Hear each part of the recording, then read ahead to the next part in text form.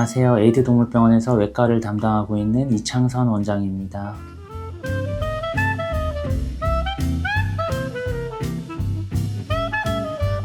오늘 수술하는 아이는 숑카라고 비숑프리지 아이고요. 2살 되었고 양측 슬개골 탈구가 있어서 수술하게 된 아이입니다.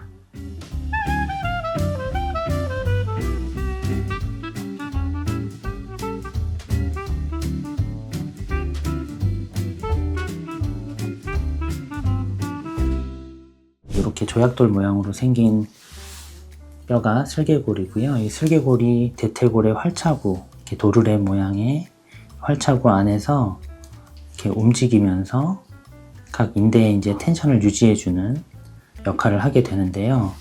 이 슬개골이 제 위치에 있지 않고 안쪽으로 빠지는 경우를 슬개골 내측 탈구, 그리고 외측으로 빠지는 경우가 슬개골 외측 탈구라고 합니다.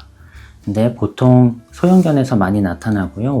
슬개골이 보통은 외측으로 빠지는 것보다 내측 탈구가 훨씬 많고요. 내측 탈구의 경우 4단계로 나누어지는데 완전히 편 상태에서 이렇게 간헐적으로 한번 빠지는, 외력에 의해서 빠지는 정도가 1기, 무릎이 움직이는 동안에 빠졌다 들어갔다를 반복하는 이 상태가 2기, 계속 빠져 있으나 이렇게 손으로 밀었을 때 올라가는 정도는 3기, 완전히 빠진 상태에서 손으로 밀어도 완전히 움직이지 않을 정도로 고착화된 상태로 경골이 이때는 60도에서 90도까지도 틀어져 있는 상태를 4기라고 합니다. 보통 1기에서는 간헐적인 파행이 있을 수 있습니다. 이렇게 빠질 때, 그리고 2기에서도 이렇게 빠질 때 한 번씩 깽 한다든지 아니면 한 번씩 다리를 든다든지 하는 증상이 있을 수 있고요.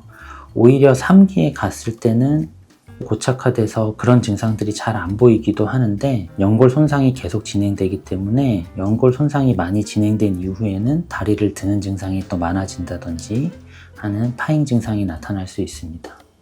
만약 그 아이가 슬개골 탈구가 있다고 하면은 보호자분들께서는 가장 궁금하신 게 수술을 해야 되느냐 말아야 되느냐, 그거에 대해서 많이 고민을 하실 텐데요. 보통 수술은 2기부터 생각을 할 수 있습니다. 2기는 아까 말씀드렸듯이 다리를 굽혔다 폈다 할 때 자꾸 빠지는 증상이 있는 상황인데요.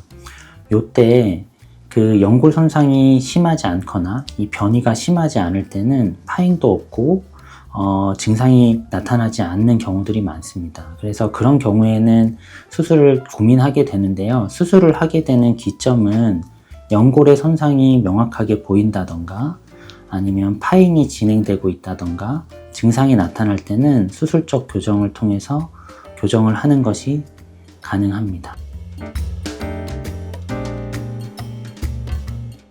그리고 수술을 하게 되는 방법에 있어서는 먼저 저형성된 활차구를 성형해서 더 깊게 만들어주는 것, 그리고 슬개골이 돌아가면서 변형된 경골의 내측 변이를 바깥으로 변이시켜주는 경골 결절 변이술, 그리고 슬개골이 빠져있는 동안 늘어난 관절낭을 좁혀주는 관절낭 중첩술이 주된 수술 방법입니다.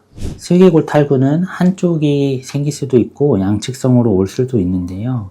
수술이 결정이 되면 한쪽 수술을 하는 것은 당연하겠죠. 근데 양측성으로 있을 때는 한쪽씩 해야 되는지 아니면 양쪽을 한꺼번에 해야 되는지 고민이 좀 있으실 거라고 생각합니다. 일단 저의 기준은 양측을 한다고 하면 모든 무릎 관절, 그러니까 양쪽 모두 수술의 대상이어야 하고요. 한쪽이 1기라거나 아직 진행이 많이 되지 않았다라고 하면은 수술을 굳이 권장하고 있지는 않습니다. 그래서 만약에 양쪽이 모두 수술 대상이라고 할 경우에는 양쪽 모두 한꺼번에 수술을 할 수 있습니다.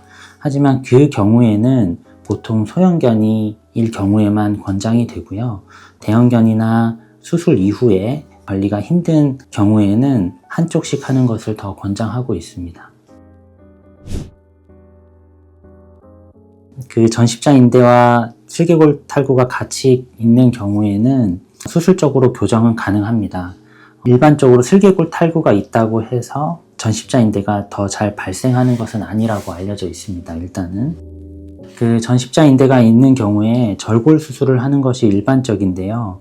절골 수술을 할 때 경골의 상단을 절골을 하는 수술을 보통 진행하기 때문에 그때 그 경골의 결절 부분을 외측으로 변이시키는 것이 가능하고 그런 식의 방식을 통해서 수술이 가능합니다.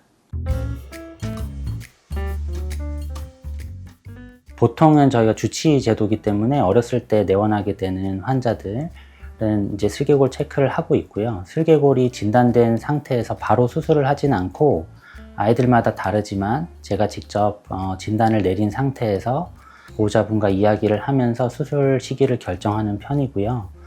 보통은 수술이 결정되게 되면은 수술 전 검사를 비롯해서 검사를 다시 수술 직전에 검사를 다시 다 하고 그리고 나서 수술을 진행을 하고 수술 후에는 보통 일주일 정도의 그 입원 기간을 거쳐서 입원 기간 동안 병원에서 관리를 받도록 보통 안내를 드립니다. 그래서 입원하고 있는 일주일 동안에는 레이저 치료를 비롯해서 손으로 할 수 있는 재활 치료들을 같이 병행을 하고 보통 일주일 정도가 지나게 되면 아이들은 보행이 가능한 상태가 됩니다. 그래서 보행이 가능한 상태에서 퇴원을 하고 통원 치료를 하면서 치료를 이어나가고 있습니다.